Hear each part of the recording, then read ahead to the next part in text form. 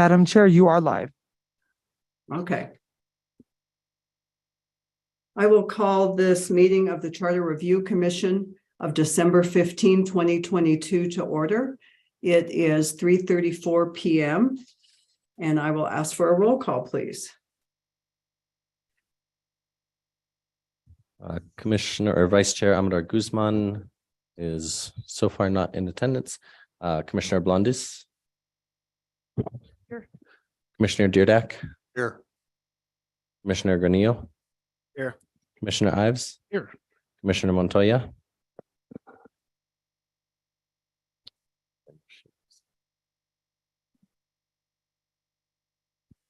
She Commissioner is Montoya. muted. Yeah. Here. Thank you. Commissioner Perez Here. and Chair Long. Here. You have a quorum, Madam Chair. Madam Chair, I'm here as well. Oh, I apologize. Maybe I skipped you. Commissioner Ortiz, Here, thank you. you have a quorum. Thank you. I apologize for not being there today, but I am having to quarantine. Just found out this morning, so I couldn't attend in person. And I think the meeting will run more smoothly if we can have a chair that is present in person to run the meeting. You know, the vice chair is also remote today, Commissioner Amador Guzman. So I was going to request, and I can do this by motion, that Commissioner Ives chair this meeting for us if he's willing to do so. It would be a privilege, excuse me. All right. I move that we appoint Commissioner Ives as chair of this meeting. Okay, and there's a second to the motion. I second, yeah. All right, thank you. By Commissioner Perez. All those in favor, please say aye. Aye.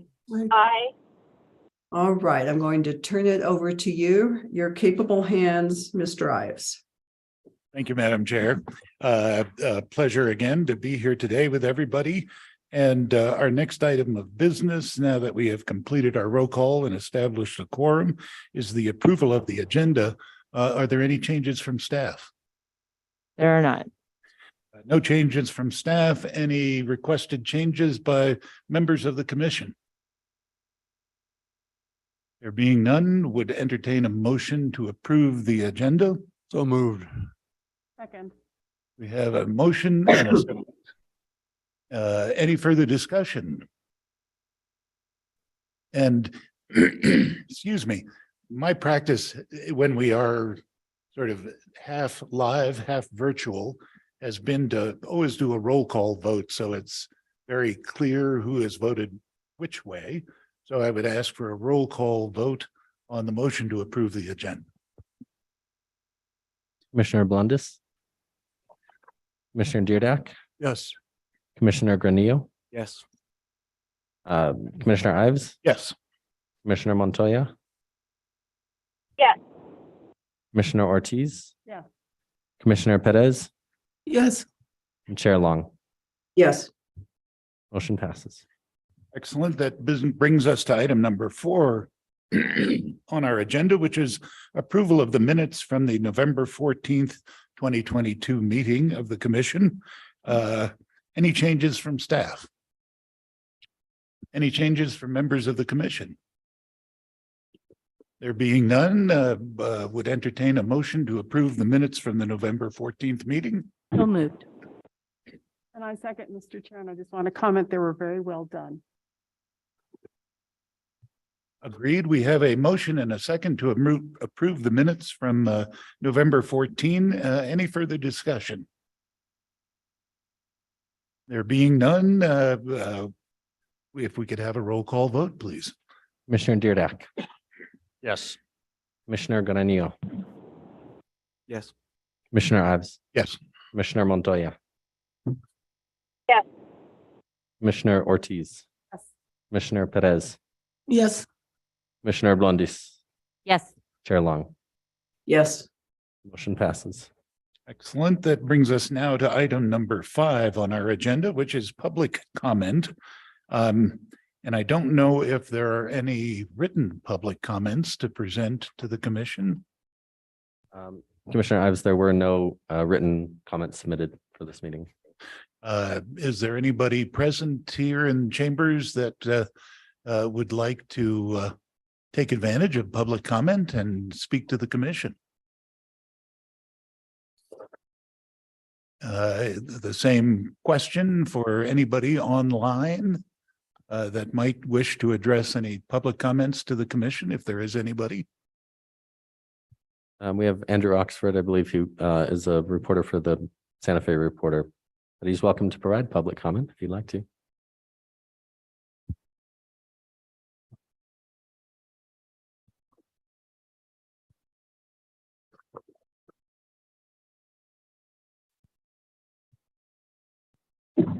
Mr. Oxford, don't know if you have any comment.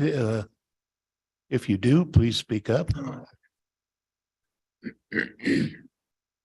So let us assume then that there is no public comment for today's meeting. That takes us to item number 6 on our agenda, which is the heart of the matter, the discussion and possible action items.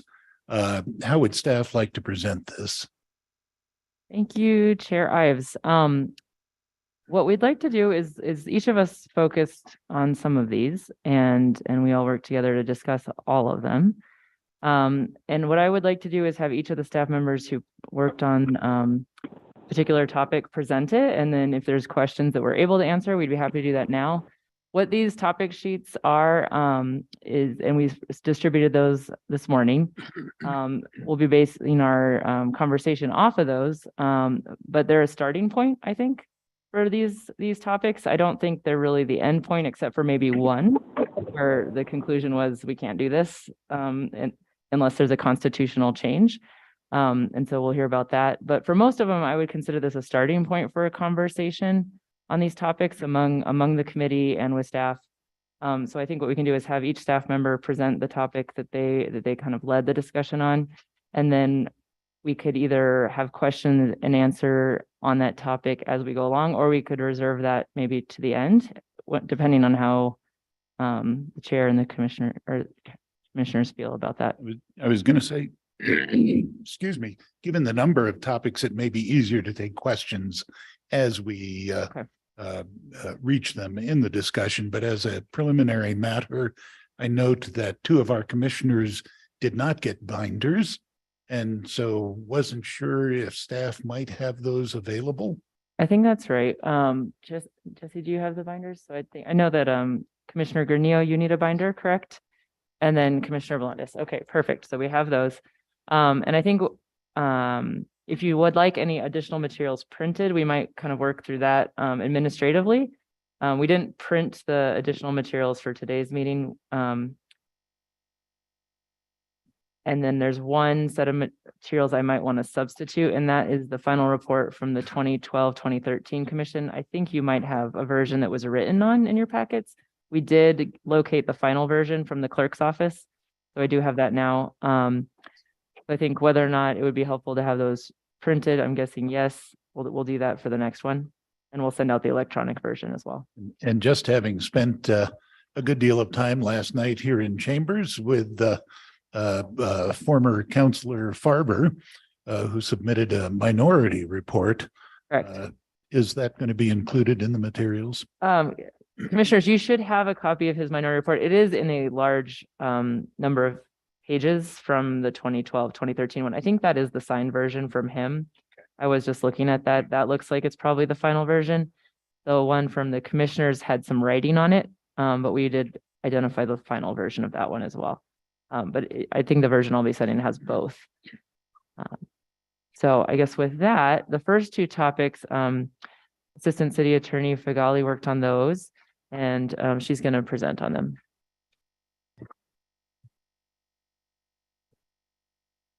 Hello, commissioners. So the first 2 topics are fairly similar, at least in their answers. They are what is the appropriate number of city council districts and what is the appropriate number of city councilors per district.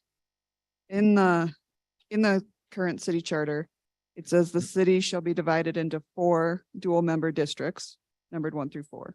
So that summarizes both of those questions for what is currently happening. So right now we have 4 districts with 2 counselors each. I'm sure you know. And neither of these topics were brought up in legislation or during governing body discussion about such legislation. There was none. And again, so the consequences of adopting a charter amendment on this issue are related. The main limitation is that the New Mexico state statutes say that there must be at least 4 and no more than 10 counselors. So if we were to go up to 5 council districts, we could have 1 or 2 counselors per district. If we went down to 3, we could have, up to 4 per district, or still up to 3 per district. If we went up to 6, we could only have 1 per district. So, the final number, there has to be the same number of counselors per district, which could be 1, 2, 3, depending how many districts we have. The number needs to be between 4 and 10. That depends how you would want to restructure the districts or the number of counselors to make that possible. If there was to be a different number of districts, there would also need to be redistricting done to make sure that they have approximately the same population per district. Other cities in New Mexico that have similar government structures with a mayor, council, manager that are home rule. Albuquerque has 9 districts, each with 1 counselor. Again, can't have more than 10. And their population for reference is 563,000 people. Santa Fe is 85,000. And then Gallup city charter has 4 counselors. And there are 4 districts in Gallup. So there's 1 per district.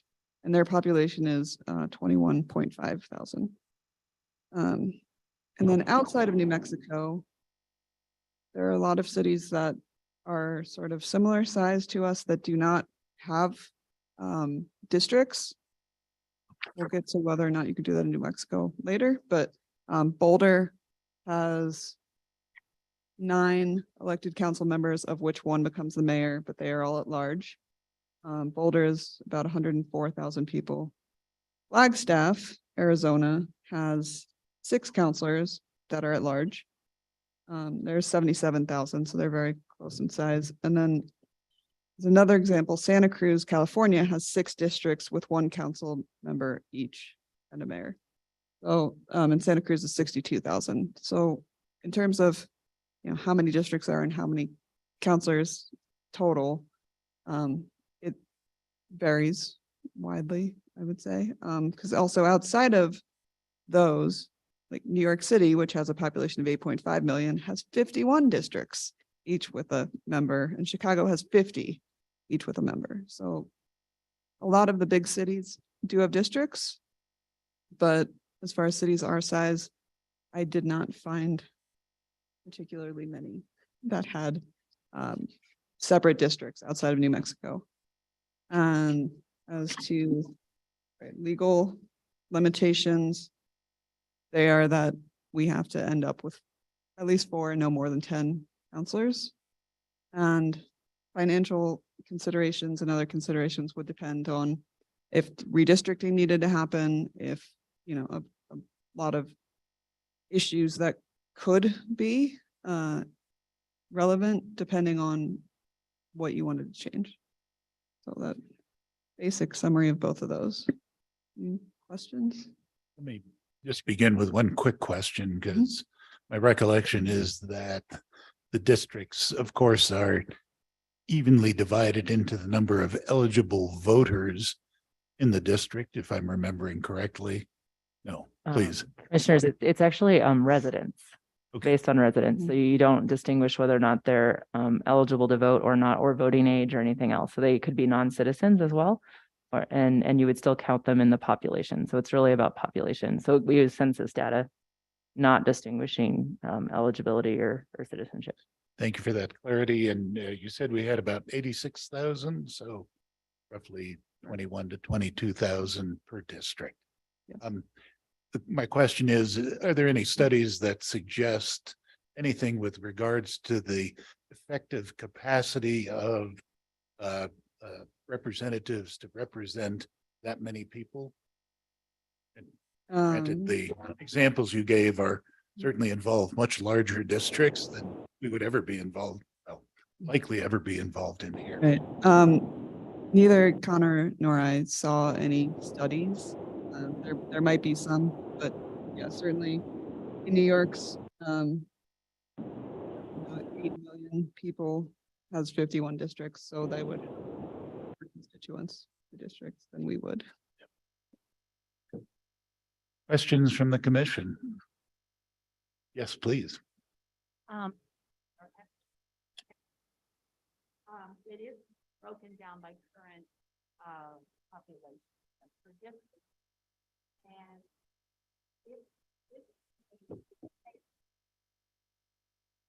what are we looking at? Sorry, we can't hear on the Zoom. When would this change go into effect? Because we just redistricted, just finished. So are we looking at what in terms of time? Just out of curiosity, because we're sort of repeating ourselves. Yeah, Chair Ives, Commissioner Blundes, I think that would be part of the recommendation, is that if you thought this was a good idea, you could also put a time recommendation on it. It would be after the next redistricting or that type of thing. I think that can be part of the recommendation. So that would certainly be up to the commissioner's discretion as to what that recommendation was. Other questions? Chair Ives, this is Nancy Long. Would we have to redistrict if we kept the districts the same and just reduce the number to 1 per district? I don't believe so. I think that would just be to change the number of districts. Yeah, because the topic was the appropriate number of city councilors per district. Well, I- yeah, I was Yeah. addressing both of those. Okay, keeping the districts the same, but how many should we have? And even if we increased it, although 3 times 4, 12 would be above the maximum, right? So what we could Yes. really do without redistricting would be to drop it to 1 per district. And then it would be 1 counselor per about 20,000 population. Okay. Correct, instead of 2 for about 20,000. Commissioner Ortiz. Thank you, Mr. Chair. I just want to add a bit of information. The Redistricting Commission, which I was chair, had public hearings, and we did get a couple of comments of individuals saying that they felt the city of Santa Fe should have more districts because they were quite large. And I just wanted to share that information so that it's considered as part of this conversation. In my final report to the city councilor and the mayor, I did make a comment that in the future, whoever is looking at the chartering, which I didn't realize I was going to be on the commission at the time, that they should be aware of the fact that community members did come to the Independent Redistricting Commission and ask that the city consider adding another district. So I'd like that to be part of the record for information as we move forward. Thank you. Other questions? Yes, Commissioner. Thank you. I noticed that as well, Commissioner Ortiz, and I noticed 2 things. One is that the same consultant that your redistricting committee used is what the state used, Mr. Sandaroff. And his comment was that in the course of the last decade, the population of Santa Fe had increased roughly by 25%. I thought that was fortunate that it was that number, because we had 4 districts. And so each of them represented about 25% of the population at the beginning of the last decade. And the increase in population was roughly equivalent to the size of any one of them.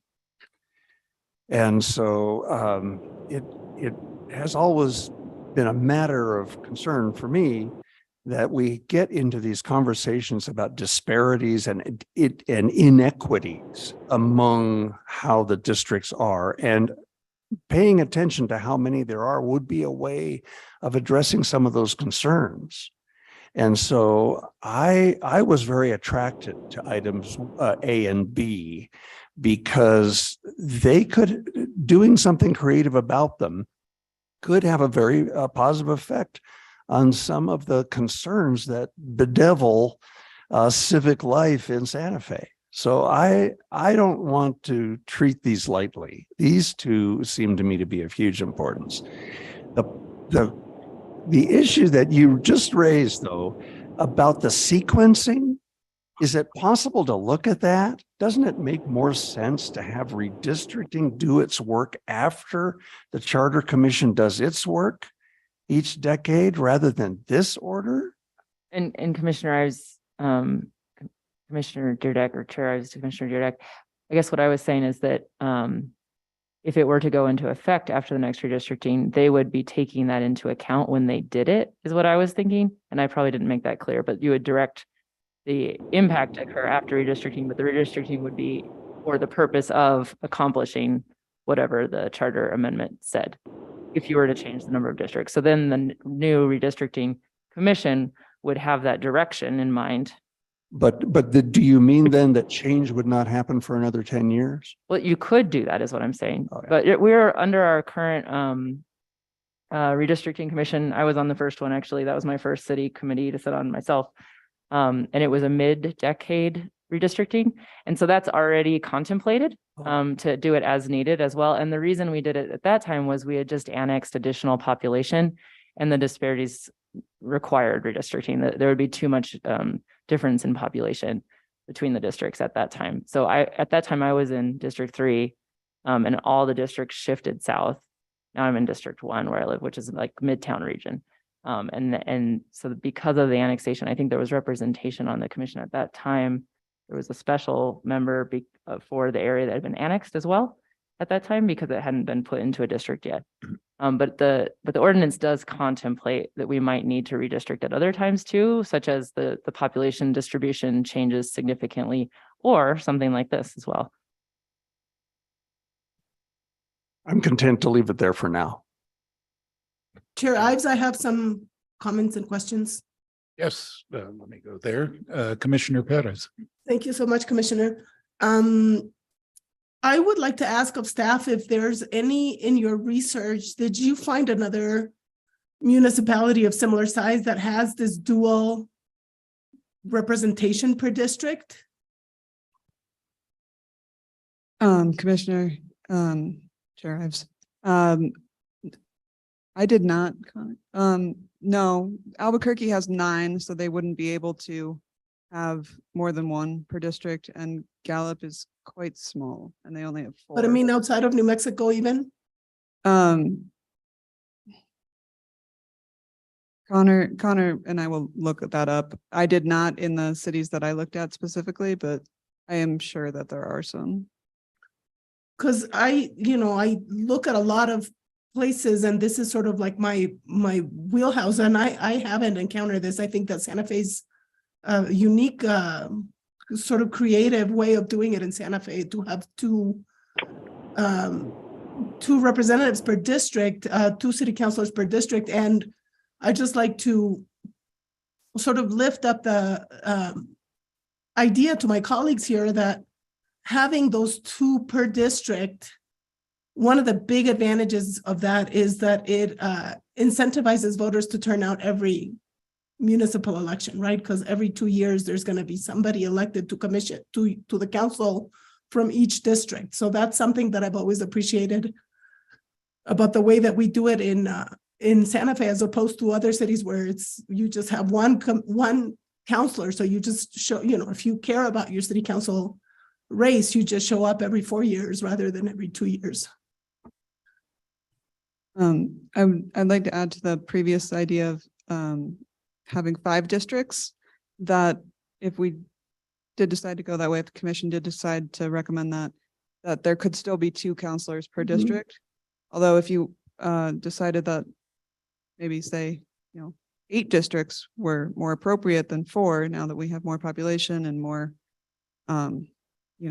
population movement, we'll say, in the city, there could be 8 districts and 1 counselor per district. There's many options.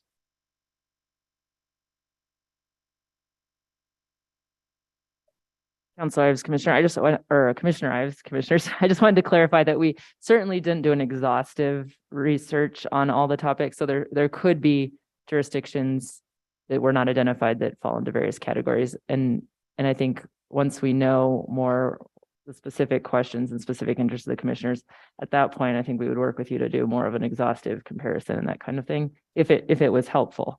At this point, these are more just examples. So we're probably not going to be able to answer the question on any of these. If there is any city that has a particular scenario, I wouldn't feel comfortable in us being able to say for sure there is not. We might be able to say there is. That's all. Gotcha. Commissioner Ortiz. Thank you, Mr. Chairman. A couple of things. This is could be a very meaty conversation and topic, and clearly a lot of questions which cannot be answered tonight. I don't think that's our goal, but I want to get some idea of the process that we're following. Are we going to vote after each one to say, yes, let's include it? It has merit. Let's move on and assign it to committee, Mr. Chair, or are we going to just listen to all the conversation and as a whole vote on them? Are we going to, I'm just trying to get the protocol because there's quite a few of them and we want to be efficient in our process. And I certainly at our last meeting, I was going to say we discussed the possibility of creating committees at this meeting. So I think as we go through these, and we should probably be watching our time to make sure we can get through them all. And then ask questions as we're doing, as each one is presented, but at the end, then sort of take an assessment of which ones we want to focus in on and which ones we want to create committees in connection with, if that certainly sounds good with the chair. It does, Commissioner Ives, and I think these are all mandatory topics for us to consider. So they will have to be in our report. So I don't think that we need to vote any sort of out of contention right now, but I do think, as Commissioner Ives said, I think we will determine really merit some further investigation and maybe a subcommittee to look at. And Thank you. Yeah. Thank you. the one question I had in follow-up, if we went to 5 districts with 2 counselors per district, so had 10 city councilors, our governing body, of course, at this point in time includes the mayor. I don't know if the limitation on 10 counselors encompasses that additional position as a member of the governing body, or if there's any issues there. Chair Ives, that is only for commissioners. It is not for including the mayor. Okay. Thank you. Shall we move on to the next topic? Excellent. Chair, I just wanted to mention that Commissioner Montoya is on via phone, and I don't know if she is able to raise her hand. So in case she wanted to Gotcha. chime in on this topic. Commissioner Montoya. Thank you. I don't. Thank you, Chair, members of the committee. I have nothing else to add. Thank you. Very good. Thank you for your presentation. And why don't we go on to the next topic? Yes, Chairman Ives, I believe Marcos Martinez is going to present on our next topic. Thank you, Mr. Chair, members of the commission. I had the pleasure of addressing topics C and D. I'll do them separately. And I'm just going to run through the questions on the info sheets that hopefully you have before you so that you're able to follow along. Please feel free to stop me for questions if any occur to you as I'm going through these topic sheets. So the question or the topic was whether the city should have an at-large committee member. And the next issue is addressing what does the current charter say? The current charter states under section 6.03 districts, quote, "The city shall be divided into 4 dual member districts, numbered 1 through 4. District boundaries shall be reviewed and revised at least every 10 years following the decennial census by an independent citizens redistricting commission." As to the question about whether there was a reason for the inquiry stated in the legislation, no, there was no reason. I do not summarize any discussion. There are some consequences of this proposed issue. If the city were to adopt a charter amendment permitting at-large members, that change would likely be found unconstitutional. We say that because in New Mexico, a home rule charter municipality did adopt a charter amendment, Gallup, passed a charter provision allowing for at-large elections for its city councilors. And initially, there was a challenge alleged or brought in federal district court alleging violations of the Voter Rights Act and a specific state law. The federal court certified the question to our state Supreme Court, and the court accepted certification and addressed whether the at-large charter provisions of the city of Gallup, a home rule municipality, are invalidated by statute NMSA section 3-12-1.1. The court concluded that section 3-12-1.1 does invalidate Gallup's home rule election charter that allows at-large elections for city councilors. And I give a pinpoint citation there. Was this issue considered in one of the 2 prior charter commission's final reports? Yes, in the 2012 and 13 Charter Commission and the 2005 Charter Commission. The 2012-13 Charter Commission did not recommend this topic for consideration to the governing body due to the Casus case. The 2005 Commission rejected this topic because they saw no clear need for it. And then as to whether other cities, what do they do in relation to this topic? And after the Casus case, no other municipalities have proposed at-large members for their city councilors. What are some examples of what other cities do outside of New Mexico on this topic? There's a wide variety, and we would say that many local governments outside New Mexico have at-large members, and such a member would represent the whole city and not any particular district. However, because the state law prohibits at-large membership for councilors, we don't have any. It's hard to compare, basically, because of a clear legal prohibition. Some allow at-large councilors because their constitution or statutes permit it. And as one example, we found the city of Boulder, Colorado charter states specifically that the legislative officers of the city shall consist of the mayor and 8 council members elected from the city at large, each having an equal vote and collectively called the council. Legal limitations I've alluded to, but according to the New Mexico Supreme Court, the law of general applicability, in this case, the statute 312-1.1 prohibits at-large membership. And it states, except as provided in 3-12-2, NMSA 1978, members of governing bodies, excluding mayors of municipalities having a population in excess of 10,000, shall reside in and be elected from single-member districts. So again, drawing from the Casus case, these limitations, the court found that this is a law of general applicability. It applies to municipalities throughout the state with populations over 10,000. Therefore, section 3-12-1.1, which requires city councilors to reside in single-member districts, is a general law. As such, it limits home rule if it expressly denies municipalities the authority to legislate similar matters as required by New Mexico Constitution, Article 10, Section 6D. And there are no financial or practical considerations for this proposal. So I would stand for questions on that, or I can move to topic D at your pleasure. Let me, just before you go there, note one thing, which is the general voter turnout across the city. It tends to be higher in districts 1, 2, and 4. District 3, at least historically, has had lower voter turnouts. So if we wanted to go towards a single district with however many councilors at large, And given that we have, of course, ranked choice voting, the opportunity for those districts that have higher turnout to have a greater impact on the election might be significant. And yeah, I guess I would state that I'm generally not in favor as a result of that particular circumstance. So, and I see another question, Commissioner Blundes. Um,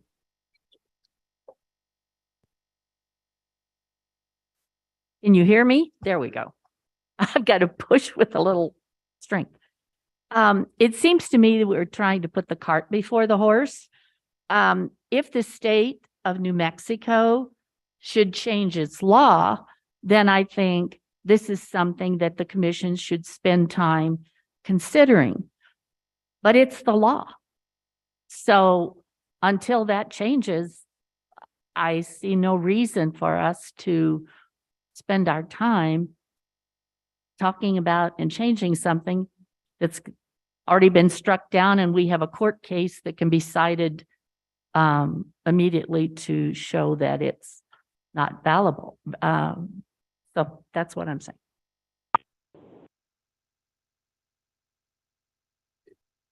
Great. Chair Long. Yes, I had a question for Marcus about the statute that says except as provided in members of governing bodies of municipalities having a population in excess of 10,000 shall reside in and be elected from single member districts. What does single member mean then? From just a single district, it doesn't mean there should only be a single counselor? That's correct. It means from the districts which divide the city. And that is required by, I think, NMSA 1978-312-2. But this whole subsection of the municipal code 312 deals with municipal elections to a certain extent. Okay, thank you.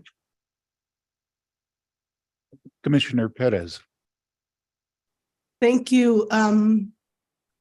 So yeah, there's a lot to be said about large versus districts, but I agree with my colleague saying that we're kind of like probably don't need to have this conversation given that it's not in New Mexico law at this moment. And to clarify it about single member district, what that means is that for each district, there's one winner elected in each election. So there's single member districts and there are multi-winner districts. In a multi-winner district, you could elect, say for the way that we have it now, we could elect the 2 city council members in one election. That's multi-member district, and single member district is we elect one winner per district per election. Just clarifying that point. Thank you. Other questions?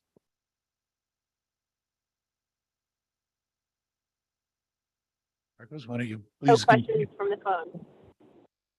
I'm sorry, please.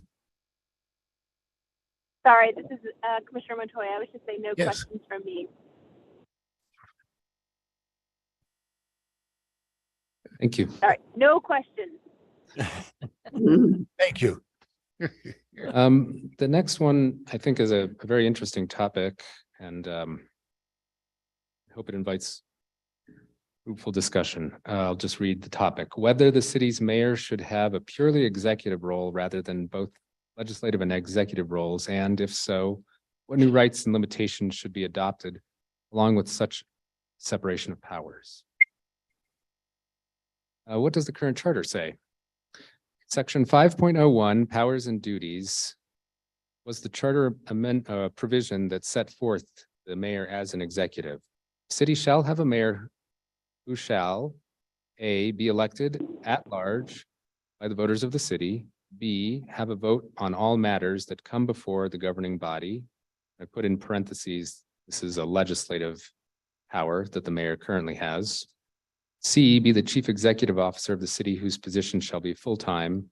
D, earn an initial salary of $74,000 until such time that an independent salary commission is established by city ordinance and such commission sets the salary for mayor. E, appoint with the consent of the governing body, the city manager, the city attorney, city clerk, and members of advisory commissions. F, exercise supervisory authority over the city manager, the city attorney, and the city clerk. G, have the authority to remove the city manager, city attorney, and city clerk without council approval. H, cause the ordinances and regulations of the city to be faithfully and constantly obeyed. I, have within the city limits the power conferred on sheriffs, counties to suppress disorders and to keep peace. J, propose programs and policies to the governing body. K, represent the city in intergovernmental relationships. L, present an annual state of the city message, which shall identify, among other matters, the mayor's legislative agenda for the upcoming year. And in parentheses, I put a comment there that the mayor's legislative agenda does not conflate the legislative and executive branches, at least from my perspective, but indicates a process of communication between the two branches. M, work with city personnel and timely prepare an annual budget and proposed spending priority for review and approval by the finance committee and the governing body. N, be recognized as head of the city government for all ceremonial purposes. And O, be recognized by the governor for purposes of military law. There was no reason for the inquiry stated either in the legislation or during the governing body discussion about the legislation. And then skipping to question 3, what are the consequences of adopting a charter amendment on this issue? This was very difficult for us to opine on, and I think we would benefit from perhaps direction from this commission to narrow this. But I'll offer this: a more well-defined separation of powers between the executive branch, the mayor, and the legislative branch, the city council, could allow the branches to act as checks and balances upon each other and for the branches to focus on particular domains of governments.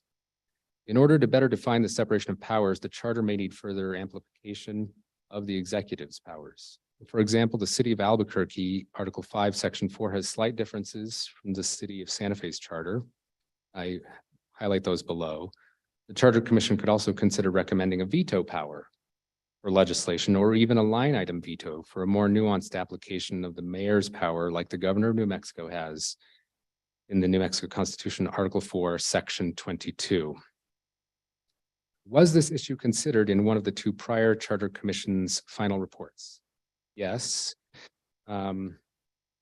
If so, summarize the discussion and recommendations. I just note that the 2012-13 Commission recommended a full-time mayor and started the process of further specializing the branches of government in the city. But the city, as I noted, under 5.01, mayor does have a vote on all matters that come before the governing body. And that did actually sort of conflate the legislative and executive branches to a certain extent.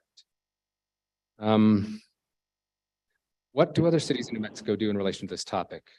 New Mexico home rule municipalities with a mayor, council, manager, municipal government structure can grant the mayor both executive and legislative roles. However, this is not necessarily the case, as the city of Albuquerque charter enumerates primarily executive powers to the mayor. And their charter states, in part, the mayor shall A, organize the executive branch of the city, B, exercise administrative control and supervision over and appoint directors of all city departments, which appointments shall not require the advice or consent of the council, except as provided in D of this section. C, be responsible for the administration and protection of the merit system. And there's my citation for that. The respective charters of the city of Gallup and the city of Grants both grant the mayor both executive and executive roles.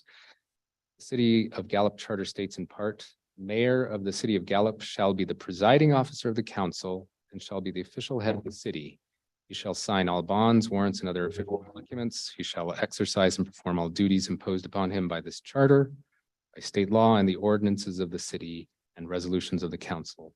The mayor having a vote, same as the other members of the city council, and shall not have veto powers. The City of Grant's charter states that the mayor shall be a member of the governing body entitled to cast a vote only in the event of a tie among the city councilors. Mayor shall, one, preside at meetings of the governing body, be the chief executive officer of the city, and shall exercise all executive powers, except to the extent that those powers are vested with a city manager by contract. Represent the city in intergovernmental relationships. Within 45 days after the close of the fiscal year, present an annual state of the city report. Skipping ahead, perform such other duties and exercise such other powers as specified in this charter, city's ordinances and resolutions, or by the governing body. The mayor shall be recognized as the head of the city government for ceremonial purposes, for purposes of responding to civil emergencies, and by the governor for purposes of military law. The mayor is charged with the responsibility for implementing the charter, monitoring compliance with the charter, and remaining alert for any action which may be inconsistent or non-compliant with the provisions of the charter. Now, what are some examples of what other cities outside New Mexico do on this topic? In at least some of the comparable municipalities outside of New Mexico that we looked at, and it was a sample and not a comprehensive survey, mayor is also granted both executive and legislative roles. In the city of Flagstaff, Arizona, the charter states, the mayor shall be the chairperson of the council and preside over its meetings. The mayor may make and second motions and shall have a voice and vote in all its proceedings. Mayor shall be recognized as head of city government for all ceremonial purposes and by the governor for purposes of martial law, and shall have executive but no regular administrative duties. And the city of Boulder states that the mayor shall have all powers, rights, privileges, and privileges of a council member. The mayor shall preside at the meetings of the council and perform such other duties consistent with the office as may be imposed by this charter or by the council. The mayor shall have no power of veto. The mayor shall be recognized as the official head of the city for all ceremonial purposes, by the courts for serving civil process, and by the governor for military purposes. In time of emergency, the mayor shall, if the council so orders, take command of the police and maintain and enforce the laws, temporarily superseding the city manager in police affairs. Mayor shall be ex officio a member of all council committees. During the mayor's absence or disability, the mayor's duties shall be performed by the mayor pro tem. Are there legal limitations to consider? Yes, and these limitations are sort of the outer bounds of what the city could do perhaps. And by that, I mean that we do need, at least upon our review, a minimal mayor, executive, and legislative branch. And we say that because New Mexico statutes, one in particular, 3 NMSA 1978, section 3-2-8, statute that describes the process for incorporating a municipality, requires an election of municipal officers. And I cite that there, I guess I'll read. If a majority of the votes cast favors the incorporation of the territory as a municipality, the Board of County Commissioners shall call an election for the purpose of electing municipal officers at the first regular or general election following approval. This section goes on to describe the municipal officers as a mayor, a municipal judge, and a governing body. Therefore, it appears that both an executive or a legislative body are necessary, whether the city has a mayor, councilor form of government or a commissioner, manager, mayor form of government. I also note that James Madison in the Federalist number 47 describes why separation of powers is important to democracy. And there's a citation for that. If it's not, it may not have made it into your packet, but I'll make sure it gets in there for the next time. Are there financial or other practical considerations for this proposal? Further staff may be necessary as these governmental functions develop. If the mayor does not vote, for example, even in the case of a tie, the city would have to develop a process for deciding tie votes, such as ensuring there is an odd number of councilors or some other tie-breaking mechanism. And with that, I would stand for questions.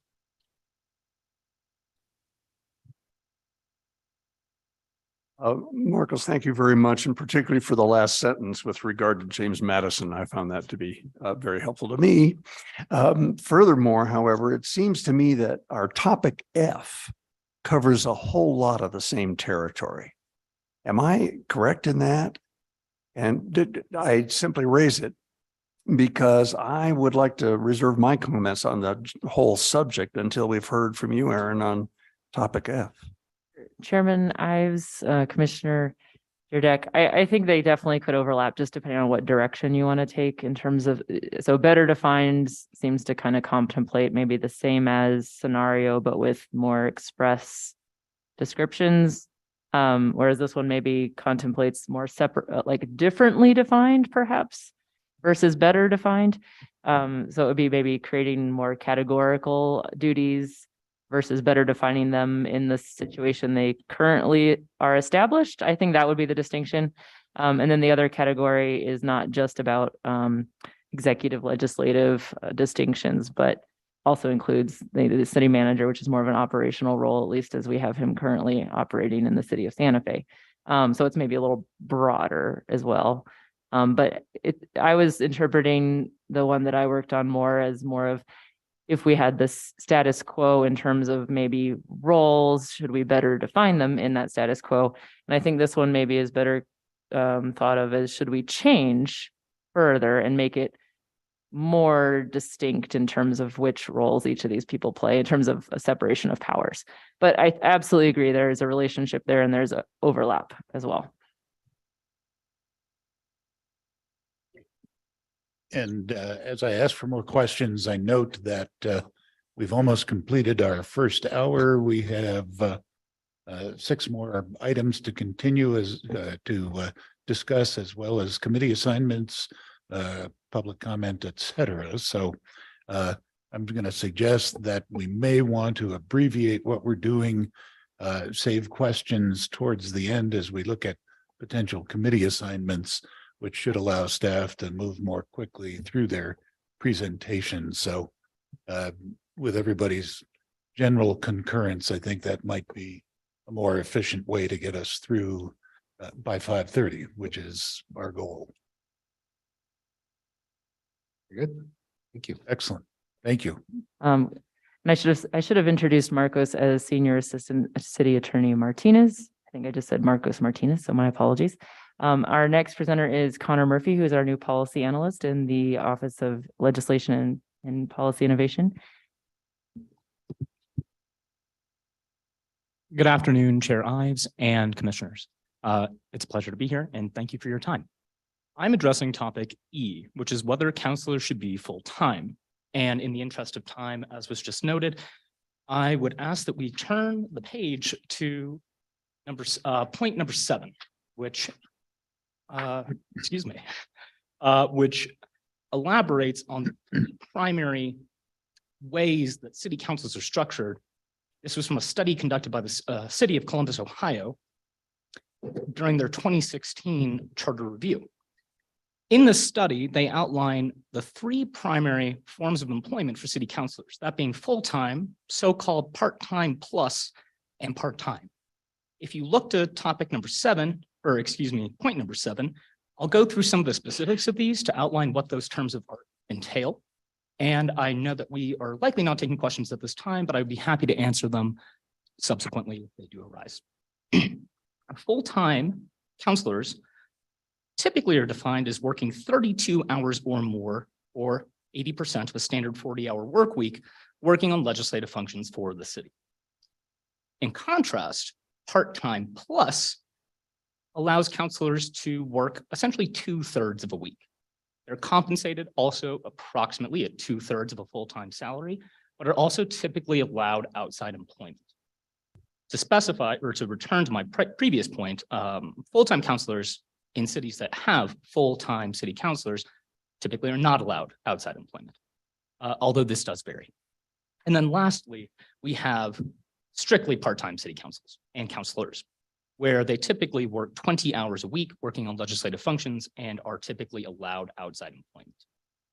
Now, again, in the interest of keeping my remarks brief, what I would conclude by stating is that there are not clear legal barriers to amending the charter to require or permit full-time counselors, but there are some financial and practical considerations to bear in mind. Those being that currently counselors do not have dedicated staff and are paid essentially a half-time salary.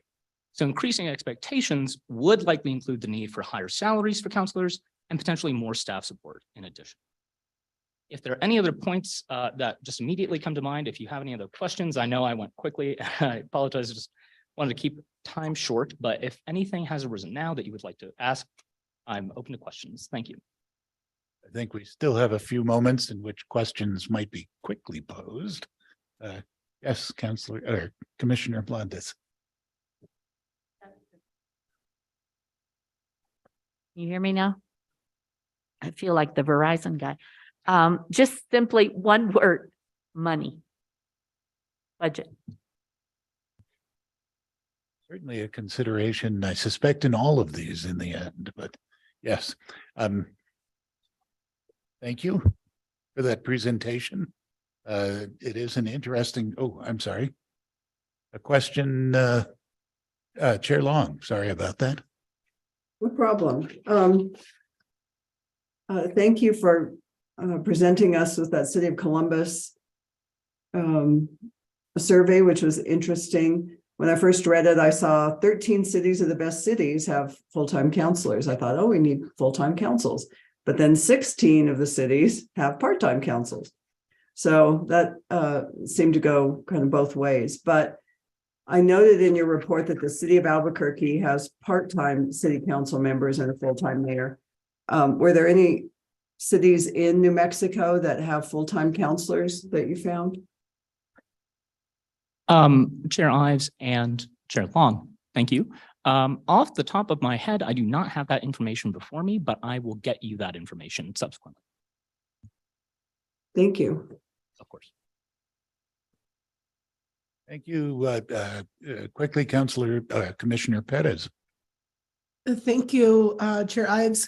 I would love to get some data about what does it mean in terms of equity to be able to have a full-time counselor body as opposed to part-time or part-time plus, in terms of who's able to run and who's able to hold office, as far as socioeconomic class, whether parents, right, are able to be elected and run as a part-time governing body member, as opposed to a full-time person. So I would like to have some sort of racial and sort of like socioeconomic equity data around those 13 cities versus those 16 cities. I wonder if there's some information about that available.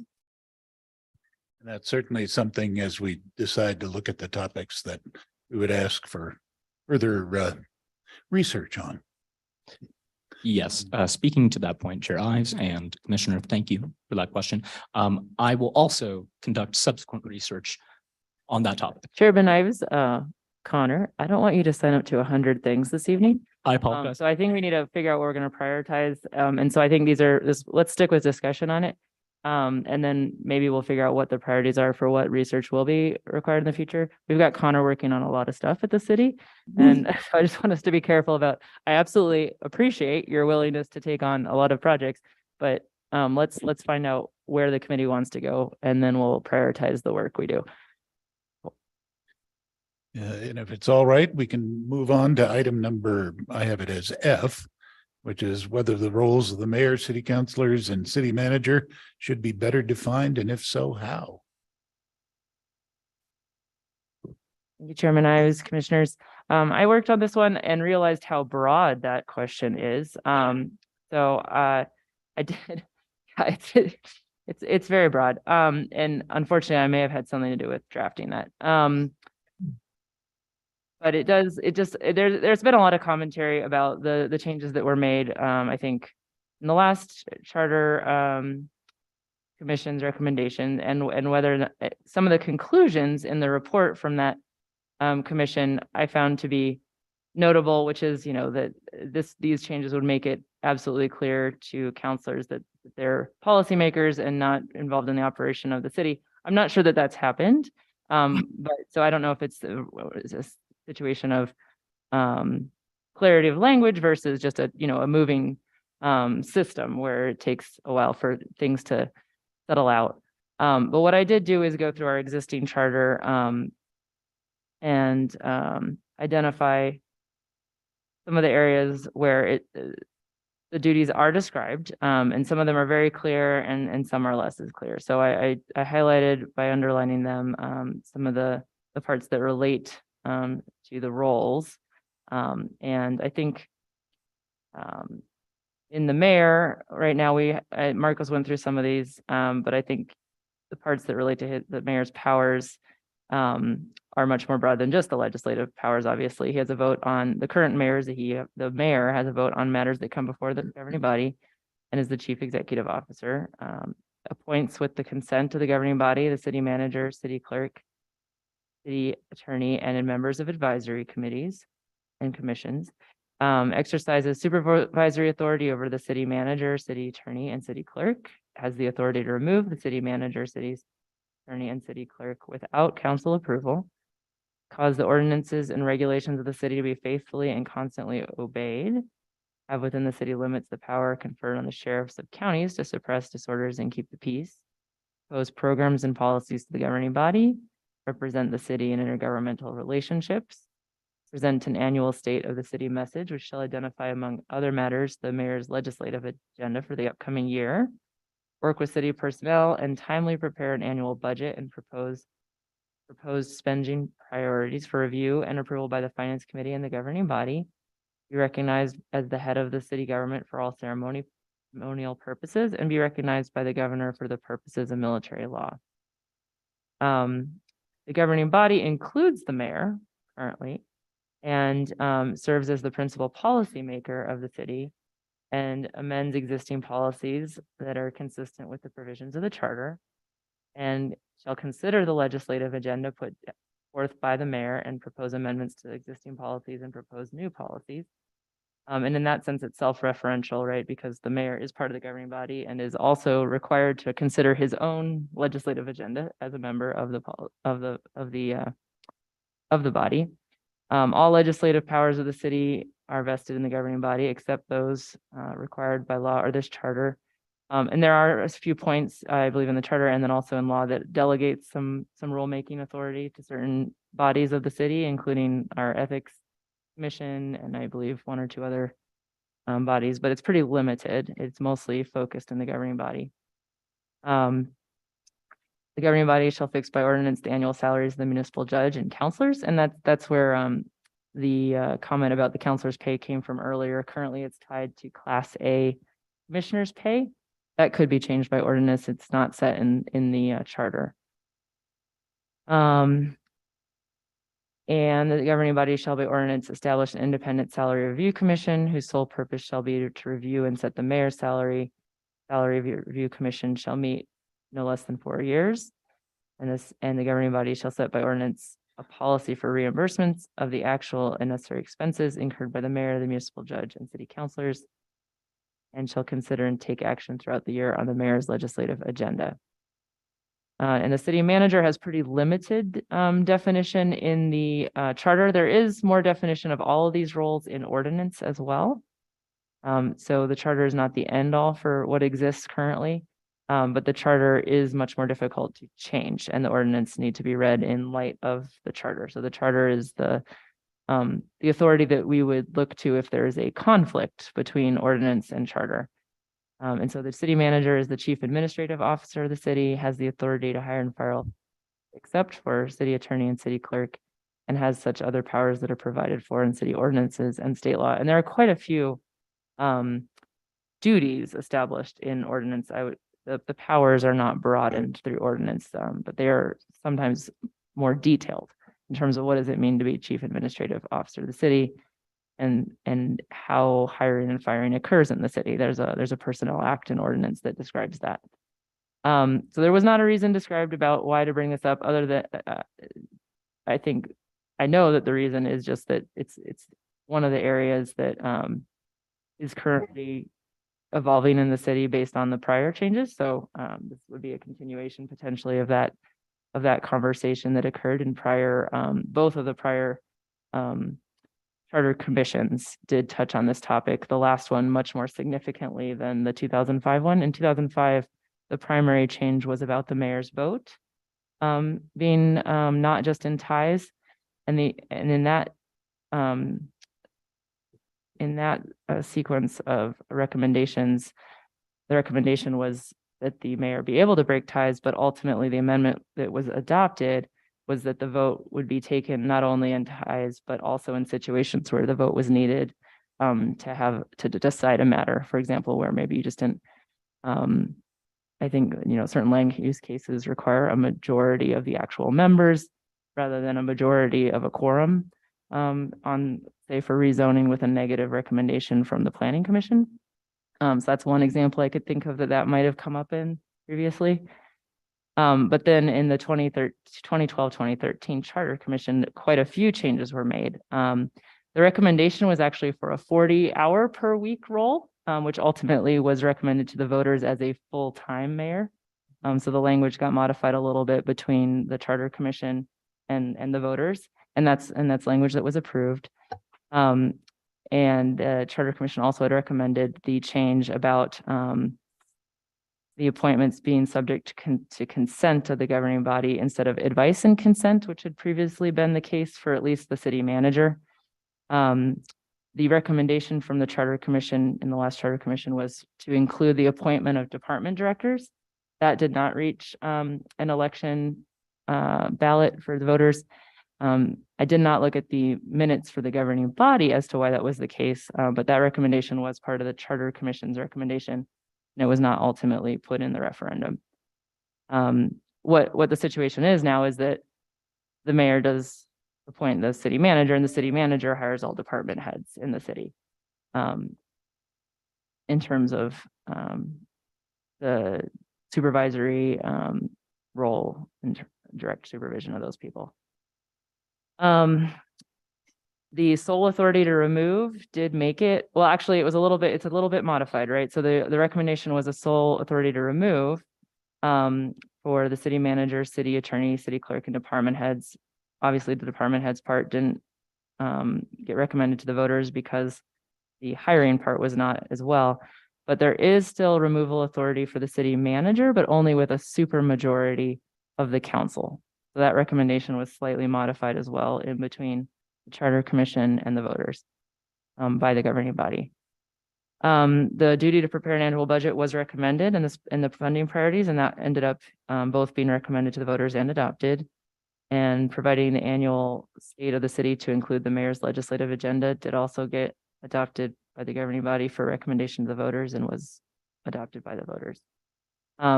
The removal of language that was just kind of, it seems like it was somewhat generic, perform other duties compatible with the nature of office as the governing body may from time to time require, was removed from the prior version of the mayor's duties. And the statement about the commission's recommendations and the purposes and for them, I thought, and this is what I was referencing, they were intended to move Santa Fe's weak mayor into a position of strength. These recommendations include, and this might be a typo of my own, but it's either designated or designating the mayor as a full-time position, allowing the mayor to vote on all matters, not just in the case of a tie or in matters that require a majority to vote. Allowing the mayor to continue to appoint the city manager, city clerk, and city attorney with the council. However, only the mayor may remove these appointees and that the mayor would appoint department directors. The part of this that I thought was particularly helpful is, or at least to understand the perspective of the prior commission, was the sentence that says, this recommendation will eliminate the inherent conflicts in the current system where council districts sometimes find their interests in conflict with the best interest of the city as a whole. The city council will retain its ultimate legislative power and work out fair compromises of their differences that are in the best interest of all citizens of Santa Fe. I'm not sure how the change has helped with that or not. So just something to consider. Albuquerque mayor duties are set out in here as a basis for reference. They are pretty extensive as well. The council powers are extremely limited in Albuquerque's charter.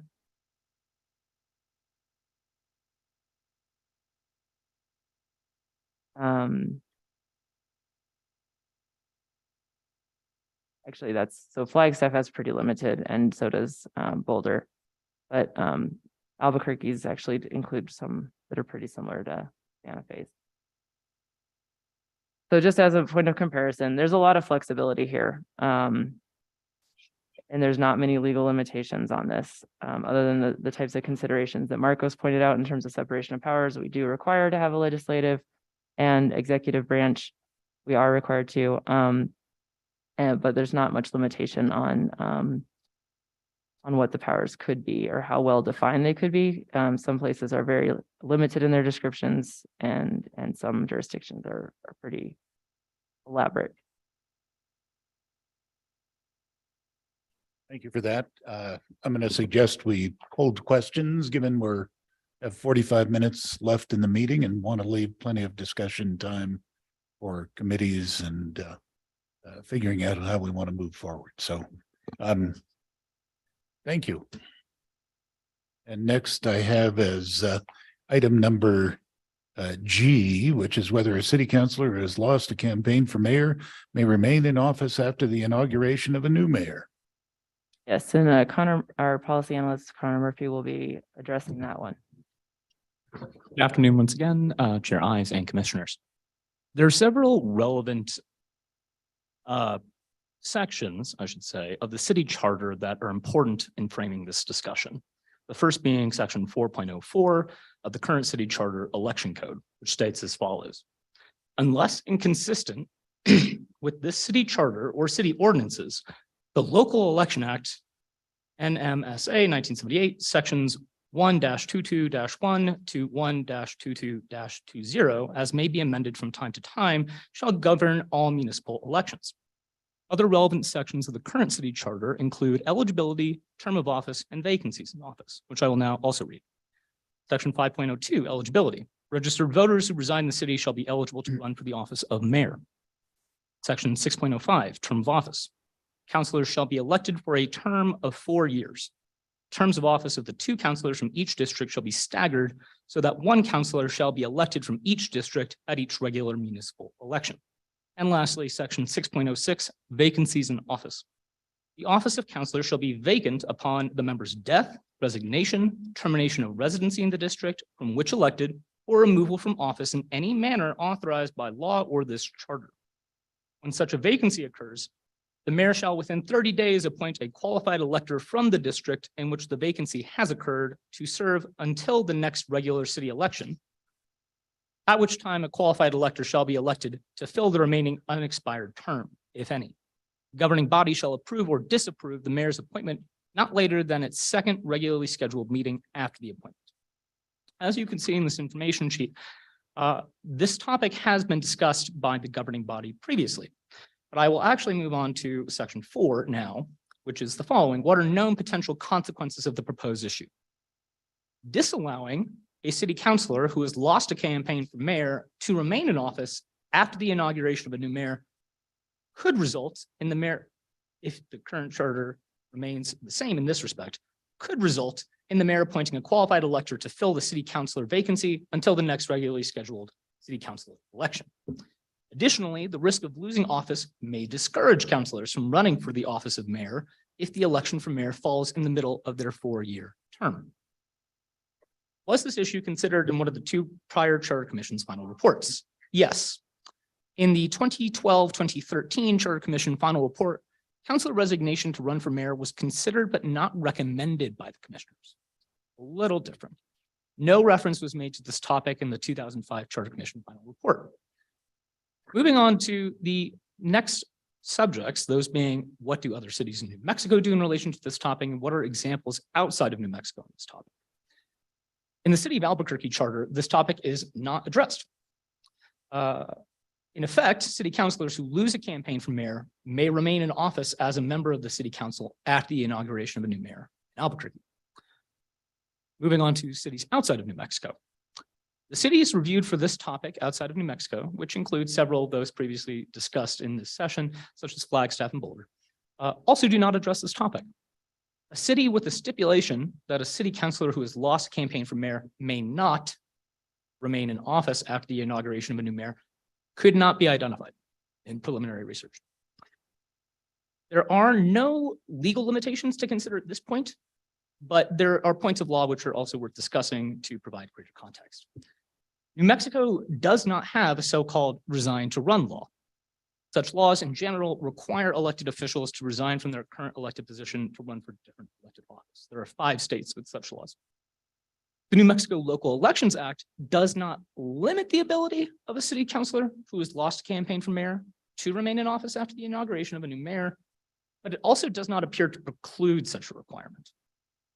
Lastly, are there financial or practical considerations for this proposal? There are not financial considerations for this proposal. However, a practical consideration for the proposal is that the frequency of turnover on the city council of the city of Santa Fe could increase if city councilors run for mayor and are unsuccessful.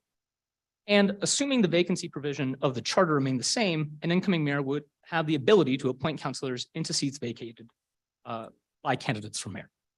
Thank you for your time, and I will yield the floor. Thank you. Very good. Let's see, we're at 10 minutes of and have Chair Ives, if I could ask one Please. question on this topic. I don't know if Albuquerque has staggered terms, but I guess one way to solve this, I noted Councilor Cassett's comment, which is really the issue for me, is that I can see the councilors could be interested in, is that the difference between election cycles for councilors puts them on unequal footing, right? Those that have the same cycle as the mayor are not on the same footing as those that don't. And that's all just by chance, really, unless someone really plans out what they plan to do in terms of running for office, I would think. So if the recommendation were to be to have 4 districts with 1 counselor and their terms are coterminous with the mayor, then it seems like it would solve that problem. I mean, we wouldn't have staggered terms anymore, and I know people like that, but I'm just wondering if there's some way to deal with that inequity that Councilor Casa pointed out.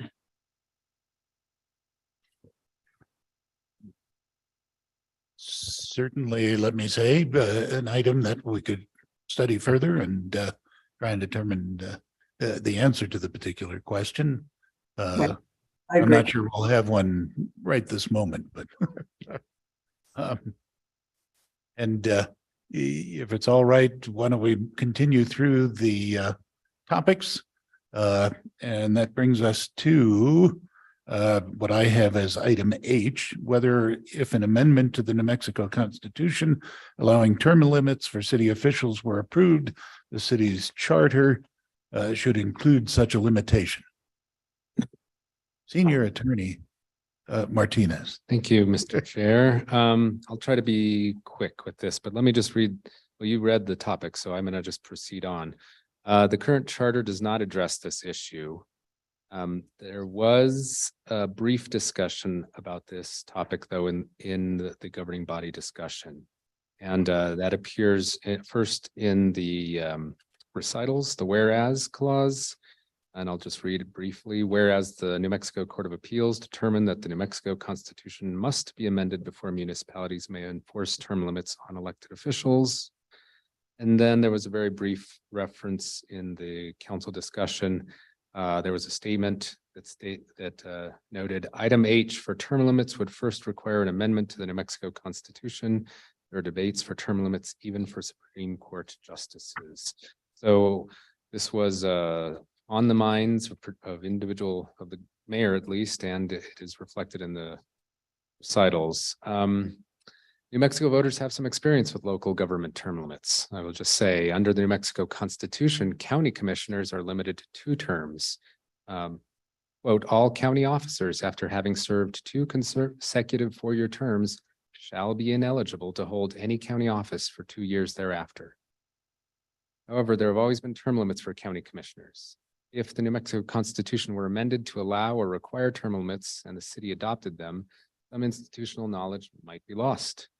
On the other hand, many elected officials have no term limits, and one could argue that if the voters so choose, the voters should be able to re-elect a candidate of their choice without limit.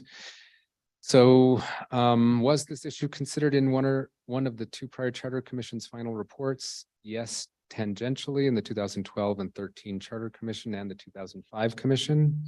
The prior commissions only looked at whether it was permissible, kind of like the at-large question, and finding the answer didn't recommend any action. What do other cities do in relation to this topic? Not much. I guess the only way I would answer this is Albuquerque went ahead and amended its home rule charter to require term limits for its counselors. And there was a successful challenge brought in New Mexico State Court, upheld by the Court of Appeals. Cert was denied by the New Mexico Supreme Court. And so they just sort of have a note under their charter provision because they haven't repealed it formally, that it was successfully challenged. There are examples of what other cities do outside of New Mexico on the topic. And in the case that I referred to earlier, they noted that the people who had were proponents of the term limits had cited to many jurisdictions outside of New Mexico. They cited to a case that relied on the California Constitution. So basically, other jurisdictions are distinguishable based on the laws that govern those states. We did note that 9 of the 10 largest cities in the United States have term limits for elected city officials. There is a legal limitation to consider. It's the New Mexico Constitution, Article 7, Section 2. And the New Mexico courts relied on this section to say that the qualifications clause for the New Mexico Constitution basically precluded a term limit by home rule charters. And I'll just read this briefly. The qualifications clause of New Mexico's Constitution sets out in positive terms the eligibility requirements for persons to hold any elective office within the state. It provides in pertinent part, A, every citizen of the United States who is a legal resident of the state and is a qualified elector therein shall be qualified to hold any elective public office except as otherwise provided in this Constitution, end quote. So I'll just jump to the end, the financial or other practical considerations for this proposal. It's not clear if and when the New Mexico Constitution may be amended to allow for term limits. If the city of Santa Fe included a provision in its charter, sort of a triggering provision, imposing term limits to be imposed at the time such limitations would be permitted, such a change to the Constitution could occur during an election season or during some other time when the change could be difficult to implement. And so therefore, a thoughtful effective date to such provision could avoid some issues that would arise. And being short on time, I'll just move on unless there's any pressing questions. I have a clarifying question. Please, Commissioner. Thank you, Chair Ives. So I'm just gonna say what I understood, which is New Mexico's state law does not allow for term limits. It may come up at some time in the future. As a home rule city, if Santa Fe decided to recommend term limits, that would trigger some sort of like legal situation, right? Because it's not allowed in New Mexico law. So this is kind of like similar to what we talked about at large elections. Like it's not legal right now. Is that correct? That is correct. I think part of the question, though, was a kind of a condition. If the New Mexico Constitution were amended, is this something that the Charter Commission would then recommend be in place in the event that the Constitution were amended to allow term limits? So we could have a provision, as we did with ranked choice voting, that said Right. that when it becomes economically feasible and practicable or some such language, then the city will implement ranked choice voting or instant runoff voting, I think was the term it used, at the next available election. And so there could be that kind of triggering language in a charter amendment. Got it. Thank you so much. Good, thank you. Why don't we move on then to what I have as item I, which is whether the human and civil rights policy statement, I presume in the charter, should be more specific with regards to breadth of required protections and or the manner in which such rights shall be protected. And that would at least offhand, seem to be a subset of item E. No, not D, I'm sorry.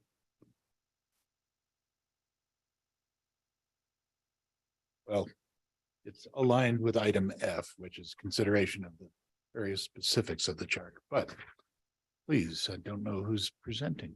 Chair Ives, I've got that one. And I would just comment on the last one. I think the distinction between the at-large and the term limits, at least in terms of the request to the Charter Commission, is one was acknowledged to Art, like there was a awareness that one was not permitted currently under the Constitution, but there's this idea that at some point it might be, maybe within the next 10 years before the next Charter Commission meets.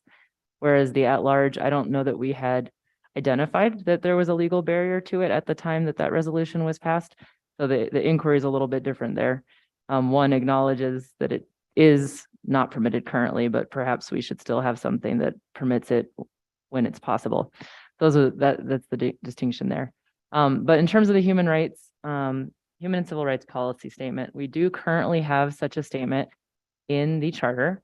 And it does prohibit any city ordinance, resolution, or policy from discriminating on the basis of ethnicity, race, age, religion, creed, color, national origin, ancestry, sex, gender, sexual orientation, physical or mental disability, medical condition, or citizenship status.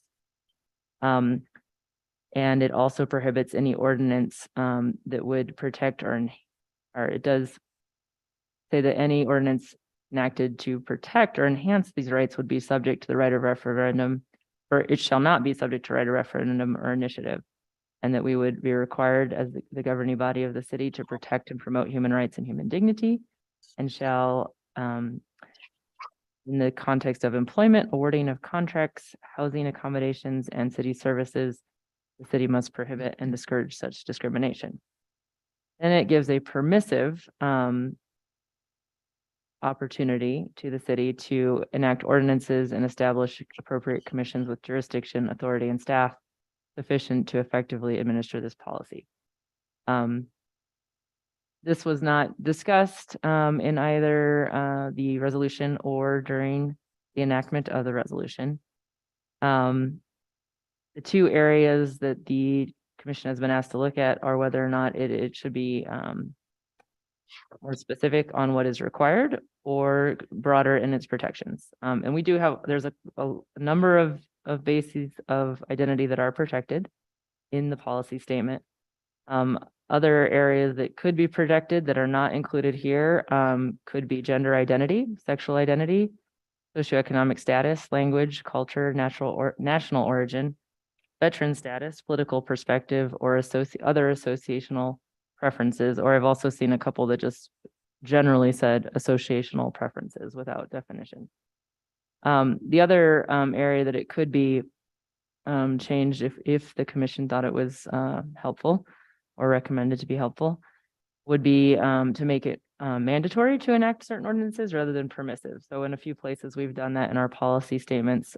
For example, in the Code of Ethics, the charter required the governing body to establish standards of ethical conduct in an ordinance and to provide consequences for violating such ethical standards. And similarly, in the environmental protections policy statement, actually in the last Charter Commission discussion, that protection was enhanced to have a mandate regarding preserving. The governing body shall protect, preserve, and enhance the city's water resources through regulation, conservation, and relating to development of water ability. So water specifically was called out in the last amendments to have a shall statement as opposed to recommendations or general policy philosophy related to environment. And similarly with campaign finance, we have a shall statement that the governing body shall provide for meaningful public financing of campaigns. So those are a couple of things that could be considered. Many cities in New Mexico do not even touch this subject in their charters. Albuquerque has a general statement very similar to Santa Fe's, except it does say shall enact ordinances and shall establish appropriate commission boards or committees. I did not look into what Albuquerque interpreted that into in terms of what they've done to accomplish that requirement. But an example of a city that does establish a very specific governance structure in its charter is New York City. And that ordinance is here, for example, as well. I don't think there's any legal limitations that we know of right now, but depending on what was proposed, we would need to look at whether or not we would need to consider state or federal preemption considerations. There is a human rights commission for the state that does hear some of these types of complaints. I'm not sure if their authority is exactly including the same protected groups as ours is, or if ours is more broad. We certainly could go broader, and that would probably not have an issue, but we would want to look into that. And there's our potential legal issues there. It certainly would have a fiscal impact and practical considerations should we require such protections to be put in place for the city of Santa Fe.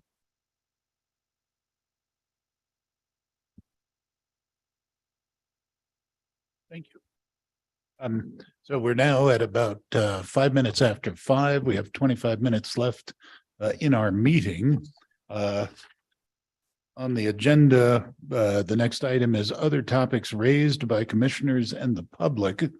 And I would suggest we take that up briefly. I don't see today as, quite frankly, as a limitation on our capacity to identify other issues.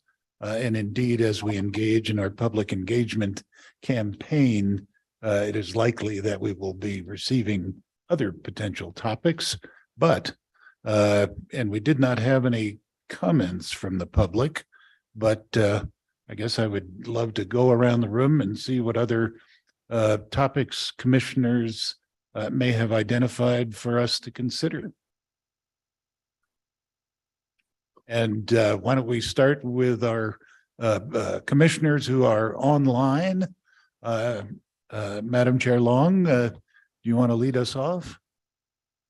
Oh, I don't have anything additional right now.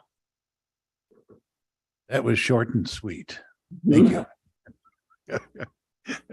Let me turn then to Commissioner Perez and ask the same question. I do have one topic that I'm not even sure if that would be appropriate for this this commission to look at, but I know that there's sort of like there's a lot of boards and commissions in the city of Santa Fe. Some of them like never sunset. I wonder if we could look at the process of convening and impaneling boards and commissions and sort of regulating their work, like how long they're going to be serving for, when do they sunset, and if there's an opportunity to make that that work of boards and commissions more efficient and effective. Very good. And clearly stated, I believe. Thank you. There being nothing else, Commissioner Montoya. Thank you, Chair. And Members of the Commission, I have nothing to add at this time. Thank you. Okay, and I think, have we covered everybody who is online? I'm not sure if we had Commissioner Amador Guzman join at any point in time. Mr. Chair, we did not. Okay. In that case, why don't we go around the room and Commissioner Ortiz? Thank you, Mr. Chair. I appreciate that. I just have one thought. I did get a chance to look at some model charters from the National Civic League, as well as some other resources online, and kind of compared their format with what we have.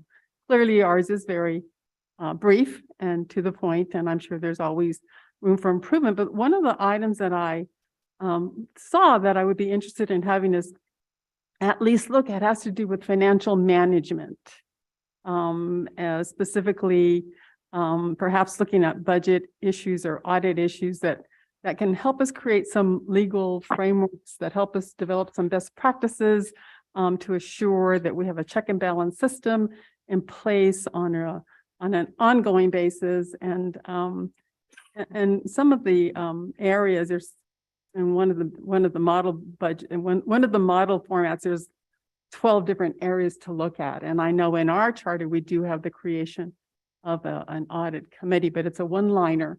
And I'm sure there's room for improvement. So I would like for us to add to our list some type of financial management conversation that's appropriate, that will help us address some of the breaches that we've had in the city of Santa Fe regarding the audit. So that would be my addition, some type of financial management, definitely addressing audit issues. Thank you. Councilor Granillo, or Commissioner. I have nothing else to add. Sir. Okay, very good. Commissioner Durdak. Thank you. I did find one actually, and I absolutely agree with Councilor Ortiz's observation about the financial section. I just having foundational documents that don't refer to money, I find always surprising. So, but here's another. When we discussed the topic G about elections, that opened for me section 4 of the charter having to do with elections more broadly. And I share Commissioner Ives' observation from earlier this evening that we have huge disparity between the participation in elections in some districts versus others. And to me, that is an open door for injustice. And so I look for ways to help that. And it occurs to me that the presentation we got last meeting, Marcus, from you, about home rule and what that means and what the history of challenges to home rule provisions has taught us. It seems to me that the whole question of who is registered to vote is a matter that I'd like to discuss. There are states in the United States that actually have automatic registration.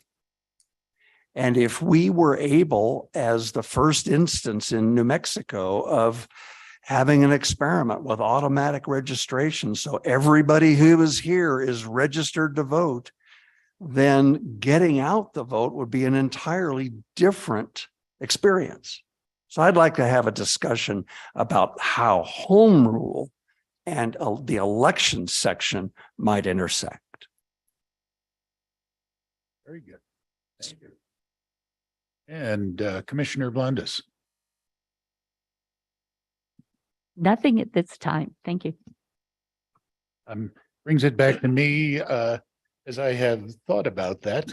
I did have a member of the public raise one issue with me, which relates to affordability of housing in Santa Fe.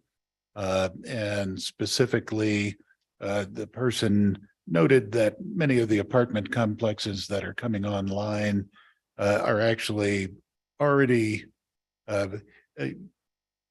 many people can't move into them if they're making an amount of income that is above the floors that allow folks to apply to reside in certain places, but they don't make enough to on their own to actually afford the straight out rates. So they mentioned those two words that often shake people's sensibilities, rent control. And so let me just throw that out there as a possibility raised by a member of the public as another means of trying to ensure that we have a capacity to allow all of our residents to live and prosper in the city of Santa Fe. A particular one of mine also is whether or not we need to address anything in the charter with regards to farming in the city.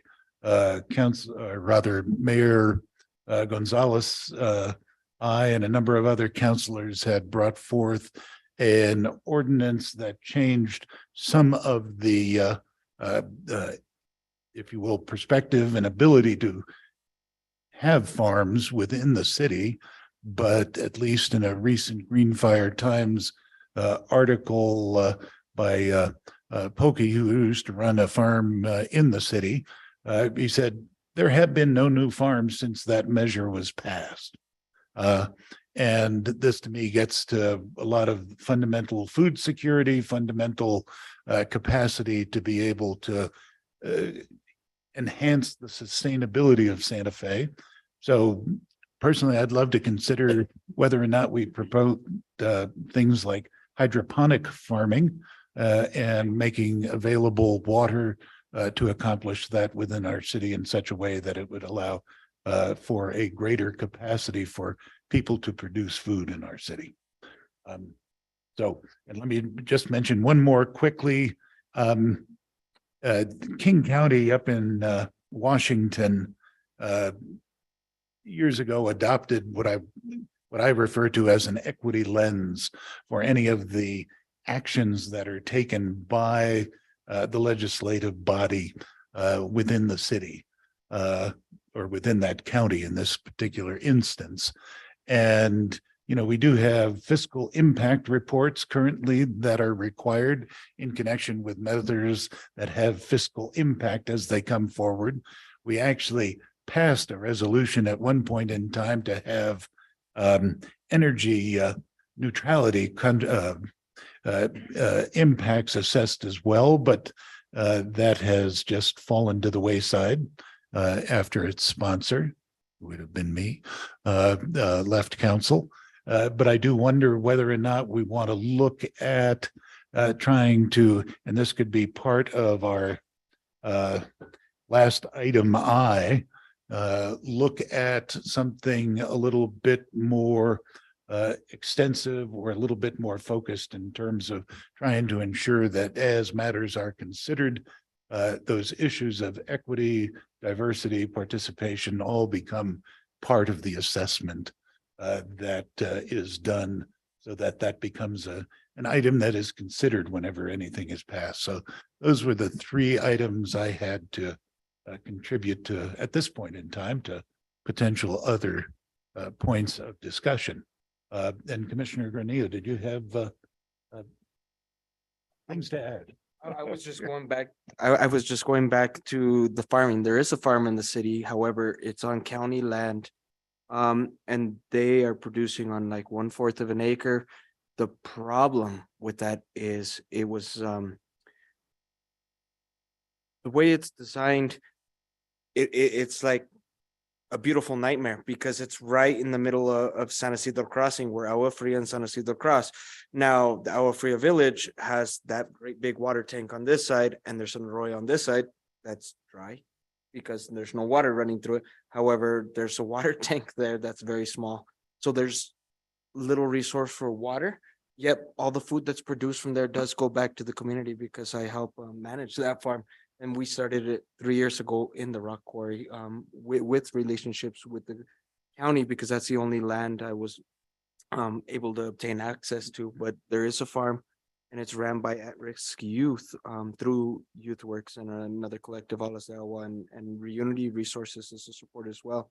But we are trying to do sustainable food for the community and giving it back to the community. But I'd like to see if we could do something more about that kind of specifics of opening up farms in that sense. But that was just a note on yours. Sorry. No, thank you for that. I was not aware of that. So, well, yes, I don't think I was aware of that.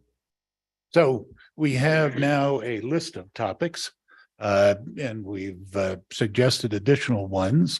And in our minutes, item C, 6C is a request for the approval of a finding that it is in the best interest of the public for the Charter Review Commission to conduct Charter Review Commission meetings virtually on certain dates.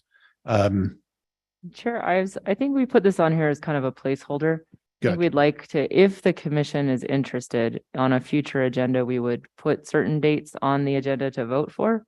In this particular case, we didn't have a proposal. So if that's something you're interested in, I think that's something we could pursue on a future agenda. So I think it's more of a discussion item at this point. Okay, in that case, let's open it up for discussion. Anybody care to weigh in? Chair Ives, I think we had discussed this at least briefly at our last meeting. that because we are meeting twice a month, and we may need to meet even more as it gets near the end, that it might be more convenient for members to call out some meetings where we would all attend virtually. So I just leave that out there, that it is something we had discussed that might be that might work well for us and for the public too. Well, and noting your particular circumstance and looking at numbers, given the trifecta of disease that seems to be occupying our country as well as our state, having virtual opportunities for people to attend, to me, certainly seems highly in order. So I would love to get it on a future agenda, and I think it makes sense for whenever we can do that, to allow people to participate virtually, whether they themselves have illnesses. And again, hopefully, as we move through our public engagement campaign, more people will be interested in attending, and being able to do it virtually is a nice way to go about it. Commissioner Blondis. I would just like to agree strongly, because I know the public likes to participate when they have an opportunity for a link to click in and make their comments. People can't come down here and park and come and sit in this room necessarily, but they have opinions, and that's what this is all about. Thank you for that. Yes. Mr. Chair, I have a question in terms of how we proceed.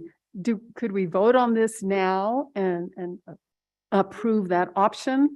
And then when the time comes, simply say, we are exercising that option to do a meeting virtually and announce it at that meeting instead of leaving it on the agenda each time? What would be the most efficient way to do this, is that question. I do note that the agenda item is request for approval of a finding.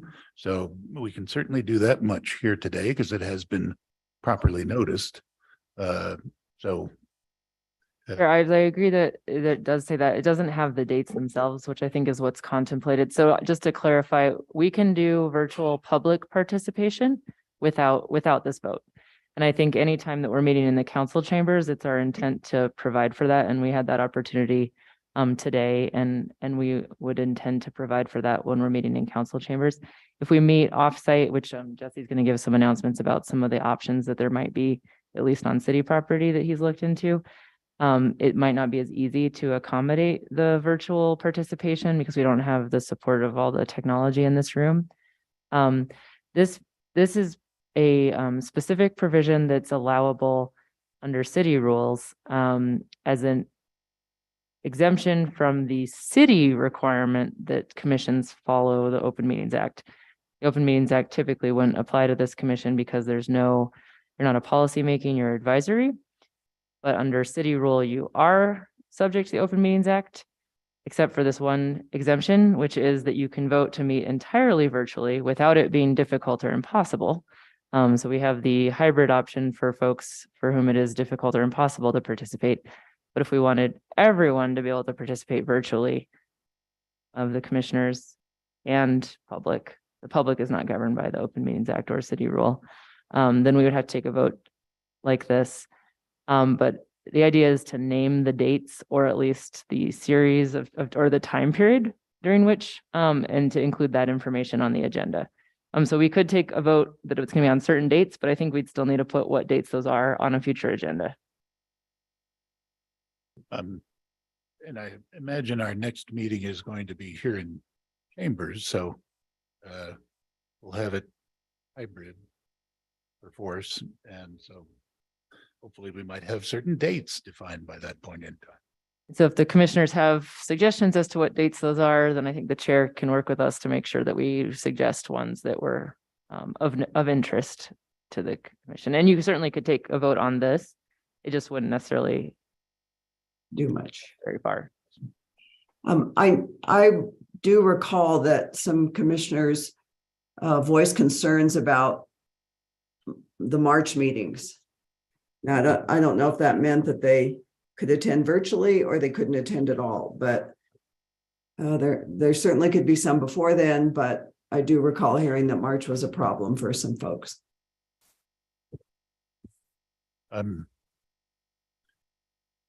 So what is the, Any timeframes now, you can let us know, but then I can we can propose some dates to be on next agenda.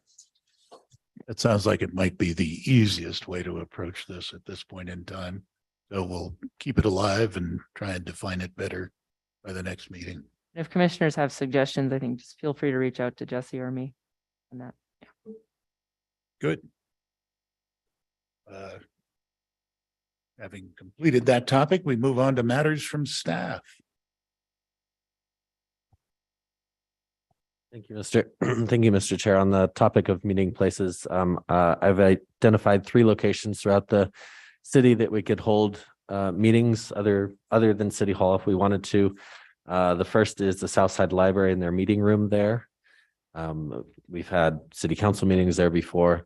There's also, I was looking at a place at Midtown, and what came back to me was Fogelson Library, which is, I wouldn't say it's an ideal location. I think we'd probably have to transport some equipment there. We'd have to do that for the Southside Library, but that is an option as well. The downside of those two is that there's no, we wouldn't be able to do it as a hybrid meeting. It would be a solely in-person meeting. The third option is at Market Street.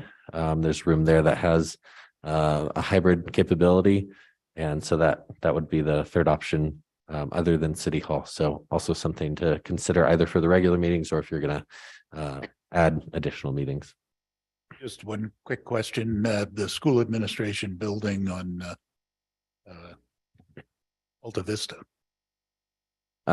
Chair, as I did think about that, I have not reached out to the public schools, but I can certainly do that if that's something that's desired, because they do have a good setup there. I know occasionally meetings have been scheduled there as we look to hold them in different parts of town. So that might be a reasonable fourth option with full capacity. Thank you. Other matters from staff. As you move into your discussion on subcommittees, I was just going to suggest that in addition to the specific topics that you could look at as subcommittees, it might be useful to have one about communications or public engagement, or have that be part of the consideration. We did have the option for written public comment today, so that was something we added.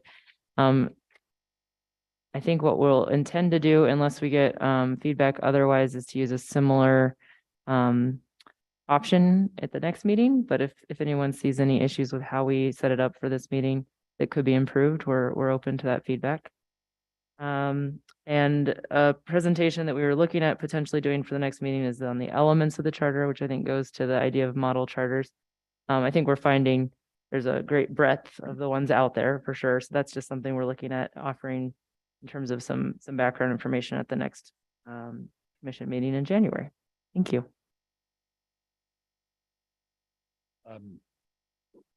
Other matters from staff. Yes, Commissioner. I just turned it.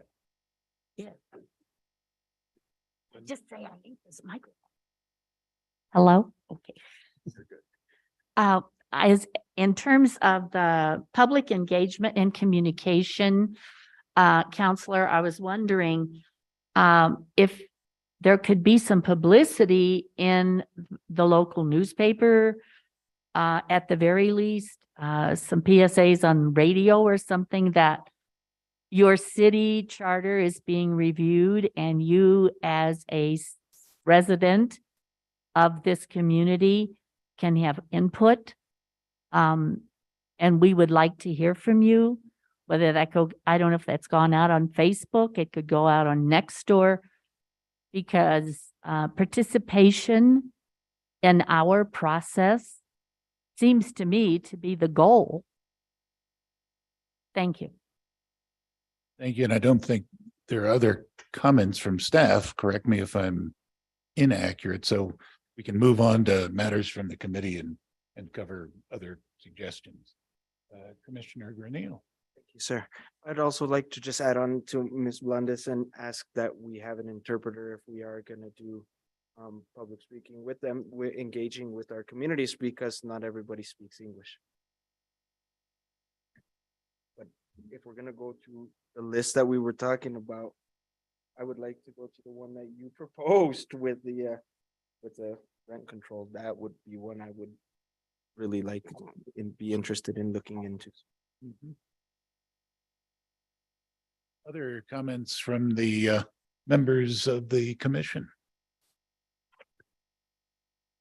Yes, Mr. Chair, just a Commissioner question. There were 5 different additional suggestions. Are we assuming that we're going to include them with the ones on the list that we're mandated to look at? Or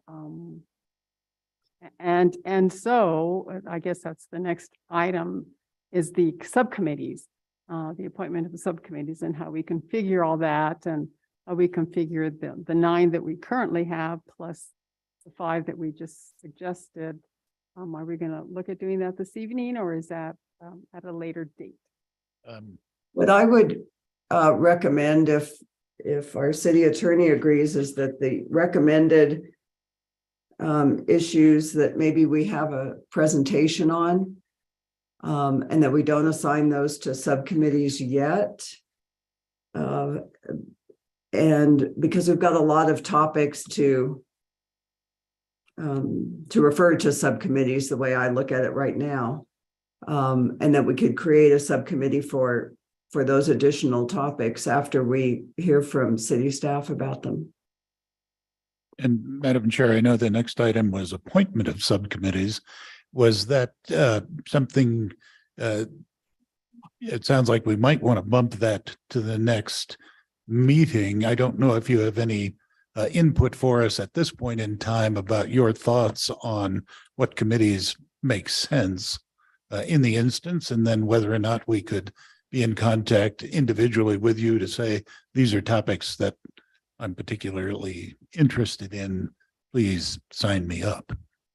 Yeah, I've been making some notes about that just based on what I'm hearing and what interests are, but I think that's a great idea that that I hear from you, that the city hears from you, and just individually and not to the whole group of what you might be interested in, and then we can try to guide that toward what it is that you want to weigh in on. I'm thinking that we'll group together the number of city council districts with the appropriate number of city councilors, and maybe the issue of if you've lost a campaign, can you stay in office? That's a lot, but those seem to go together. And then the full-time counselor and mayor as executive and more defined roles, those all seem to go together. And then the civil rights policy is kind of out there on its own. And I know Alicia would be good at looking at that. So that's what I'm looking at in terms of grouping them, but I'm open to suggestions even at our next meeting, and that we try to have at least 3 people on each subcommittee. And then we can talk about the staff that will help us through that on the subcommittee. Maybe it's the staff that reported on those issues this evening, but I can work with the city staff on that. Certainly all sounds very reasonable. Commissioner Perez, did you have a comment, or please? Yes, thank you, Chair Ives. I agree with what just was said. I feel like there's sort of like a mechanics of it all part, which is number of districts, number of counselors, and the term limits question.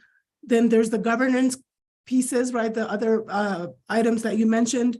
And I think that we could maybe bring together, this item I with the human and civil rights policy. That to me kind of goes along with many of the things that the Chair Ives mentioned today in terms of like bringing an equity lens to everything the city does around housing, around climate stuff.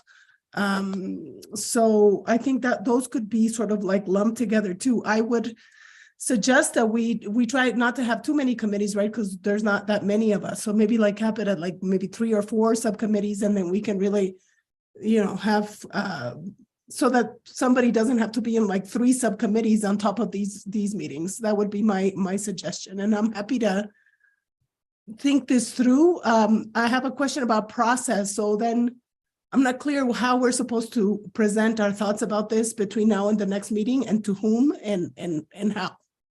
And just on that point, one item we always have to be careful of is what's called the rolling quorum, where, and that's why Chair Long was just saying, don't send your email out to everybody, because all of a sudden we're acting outside of the scope of the meeting and the Open Meetings Act, and we don't want to get in trouble in that way. So I think the suggestion to send thoughts and comments to Chair Long in the interim, so she can do some planning and come presumably to the next meeting with agenda items that address those issues, is probably the most effective way to accomplish what we need to in the interim between this meeting and the next. Yes, I think that makes sense. And if you could copy Jesse as well, so we just make sure we keep track of any comments we get. And I did want to just mention in terms of the engagement, I did appear this past Friday on Richard Eads' radio show, and we spoke about the work of the commission. I'm trying to line up to speak on Que Suave, probably with Esteban Gonzalez, and to start to get the word out that way. I have spoken with the school board president currently, although she is cycling out, I believe, of that position eventually. So I think they will have input for us. I hope to engage chamber. My daughter serves there, and the realtors as well. So I think we each of us have some capacity to start that process of reaching out and using our own social media links to get that word out. And hopefully we could have as a topic at the next meeting, perhaps a more formalized proposal from staff on that. And that, of course, then implicates potentially budgetary items associated with print advertising and other things. So that would be a wonderful addition to our next agenda, if I might, Chair Long. Yes, and thank you for getting on the radio and continuing your efforts. I think I was tasked with at the last meeting contacting the newspapers. At least Santa Fe New Mexican may be doing some sort of op-ed or ask them to do an article about it. So I will do that after the first of the year. Good. Often the question is asked, anything for the good of the order before we, well, let me just say our next meeting, Thursday, January 12th, 5 to 7, here, as far as I know. And anything else for the good of the order? It's to you. In that case, is there a motion to adjourn? We have a motion and a second. Any further discussion? Just happy holidays, everyone. We'll see you after the first season. Definitely that. If we might have a roll call, Jesse, to send us out on the motion to adjourn. We don't actually need a motion to adjourn, but we can take a motion. I'm used to doing them, so. We can. All those in favor say aye. Aye. Hi. Any opposed? Motion carries. Thank you all. Thank you. Thank you so much for taking over the chairship this evening.